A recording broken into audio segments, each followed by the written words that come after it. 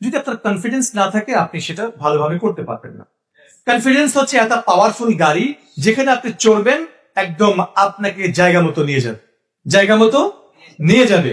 আপনি যদি কনফিডেন্সের সাথে কথা বলতে পারেন, আপনি যদি কনফিডেন্সের সাথে ক্লাস করাতে পারেন, আপনি যদি কনফিডেন্সের সাথে গার্ডিয়ানের সাথে কথা বলতে পারেন, আপনি কনফিডেন্সের সাথে আপনার অডিয়েন্সের সাথে কথা বলতে পারেন, আপনি যা বলেন, আপনি যা যেইভাবে বলেন, সেটা আপনার জন্য একটা ভালো প্রেজেন্টেশন হয়ে যায়। অনেকে অনেক ভালো কথা বলে। আচ্ছা, আমাদের আব্দুল মালেক শায়েখের মতো এলেম দার মানুষ আমাদের যারা বক্তার লাইনে আছে এরকম কমই আছে, আছে কিনা? কিন্তু দেখেন যে কিছু কিছু মানুষ, আমি নাম বলি না, শুধুমাত্র কথা বলার স্টাইলের কারণে অনেক উপরে উঠে গেছে, অনেক উপরে উঠে গেছে না? এটা হচ্ছে প্রেজেন্টেশন, ডেলিভারি প্রেজেন্টেশন। আপনি ডেলিভারি কে কিভাবে ডেলিভারি করেন? একটা হলো যে আমি একটা কথা প্রায়ই বলি, সেটা হলো আপনি কি কথা বলছেন ডাজন্ট ম্যাটার, বাট কিভাবে বলছেন এটা গুরুত্বপূর্ণ। কথাটা আপনি লিখে রাখেন, আপনি কি কথা বলছেন এটা ডাজন্ট ম্যাটার, বাট আপনি কিভাবে বলছেন ফ্যাক্ট, বিগ ফ্যাক্ট। আপনি কিভাবে বলছেন আপনার বলার মধ্যেই আলবার্ট মেহরাবিয়ানের মতে একটা কমিউনিকেশন স্কিলের একটা থট আছে। আচ্ছা, আমি যদি প্রশ্ন করি যোগাযোগের ক্ষেত্রে এই যে কথা বলতেছি আমরা, স্পিচ, এটার গুরুত্ব আপনি কত পার্সেন্ট দেবেন, কয় মার্ক দেবেন? 90। কথা বলাকে 90, একজন 90 বলেছে, আর আরেকজন কথা বলার গুরুত্ব কত দিবে? 70%। আলাউদ্দিন ভাই 70% বলেছেন, আরেকজন 95। আচ্ছা, এরপরে যে যেই টোনে আমি কথা বলতেছি, এই টোন বা কিভাবে বলতেছি, এটাকে কত মার্ক দেবেন? 98। তাহলে তো আপনি 95 তো দিয়েই দিয়েছেন, তারপরে 95 কেমনে দেন? থাকেই তো আচ্ছা আর 2%, 60%। আচ্ছা, বডি ল্যাঙ্গুয়েজকে কত মার্ক দেবেন? এই যে বডি ল্যাঙ্গুয়েজ, আমি হাঁটছি, হাত নাড়াচ্ছি, কথা বলতেছি, মুখের এক্সপ্রেশনটা চেঞ্জ করতেছি, কখনো হাসছি, কখনো একটু গম্ভীর হচ্ছি, এটাকে আপনি কয় মার্ক দেবেন? 40%। আচ্ছা দেখেন, আলবার্ট মেহরাবিয়ান এটা নিয়ে দীর্ঘ গবেষণা করেছেন। তার যে রুলস আছে, রুলস হচ্ছে 7, 38, 55। 7, 38, 55। কথা বলার গুরুত্ব মাত্র 7%। এটাই সবচেয়ে বেশি দেই না আমরা? সবচেয়ে বেশি মার্কস আপনারা এটাতেই দিয়েছেন। কথা বলার যোগাযোগের ক্ষেত্রে, মানে কার্যকর যোগাযোগের ক্ষেত্রে কথা বলার গুরুত্ব মাত্র কত পার্সেন্ট? মাত্র 7%।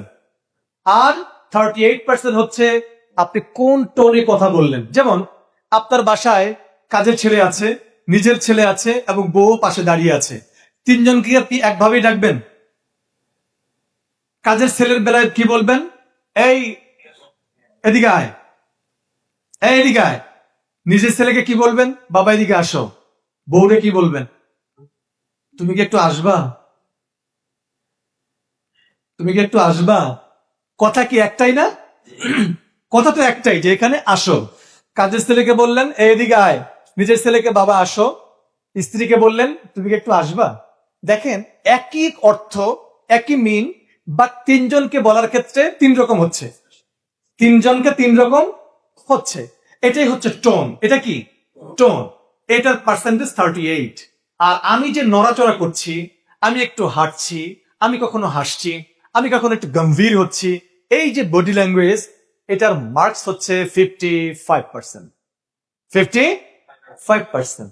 তাহলে আমরা মুখে কথা বলার আগে কিসে কথা বলে? বডি কথা বলে। মুখে কথা বলার আগে বডি কথা বলে।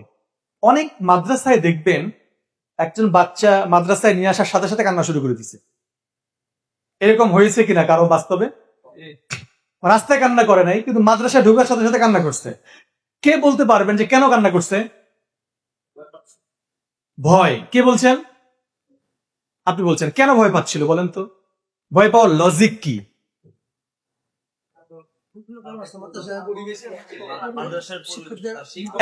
একজন বলি, শিক্ষককে নিতে পারে না বা আনিজি ফিল করা। আচ্ছা, আমি একটা কথা বলি, দেখেন তো মিলিয়ে দেখেন তো হয় কিনা। যেই ছেলেটা আজকে মাদ্রাসায় আসছে তার বাড়িতে একজনও পুরুষ মানুষ ছিল না, কিন্তু মাদ্রাসায় আসার পর দেখে পুরুষ মানুষ। কথাটা কোন দিক দিয়ে নিয়েছেন আপনারা হয়তো ভাবতেই পারেন না কি বলতেছি। কারণ বাসায় তার একজনের মুখেও দাড়ি নাই, ওর মায়েরও যা, ওর বাপেরও তা। হাসতেছে, কথা কি বাস্তব কিনা? মানে ওর বাবারও দাড়ি নাই, ওর তো মায়ের নাই, দাদারও নাই, দাদিরও নাই, কারো নাই। মাদ্রাসায় আইসা দেখে যে সিংহের মতো কেশর ঝুলানো একজন হুজুর বসে আছে, পায়ের উপর পা তুলে, দেখেই তো মনে হচ্ছে সিংহের বাপ আমার যে কি করে মার নাকি এক খাও, আমি ভয়ে থরথর করে কাঁপছি। ঠিক না ঠিক? এটা দেখে সে কান্না শুরু করে দিয়েছে, এটা দেখে সে কান্না শুরু করে দিয়েছে। এটাও একটা কারণ। মাদ্রাসার প্রতি নেগেটিভ একটা ধূম্রজাল তো আছেই, এটা কারণ থাকতেই পারে, বাট এটাও একটা কারণ, এটাও একটা কারণ। এখন আপনি যদি একটু ভাবসাব না নিয়ে একটু শিশুসুলভ আচরণ করতে পারেন, শিশুসুলভ ভাবে বসতে পারেন, তবেই আপনার প্রতি শিশুরা আকৃষ্ট হবে ইনশাআল্লাহ। তাহলে আত্মবিশ্বাসী একটা চলন্ত গাড়ি, যে গাড়িতে চড়লে আপনাকে নিয়ে যাবে সাফল্যের বাড়ি। Yes or not? সাফল্যের গাড়িতে চড়তে চান কে কে? সবাই চড়তে চান? আজকে থেকে চলায়, বলেন চলায়, বলায়, আচরণে ফুটে উঠবে কনফিডেন্স।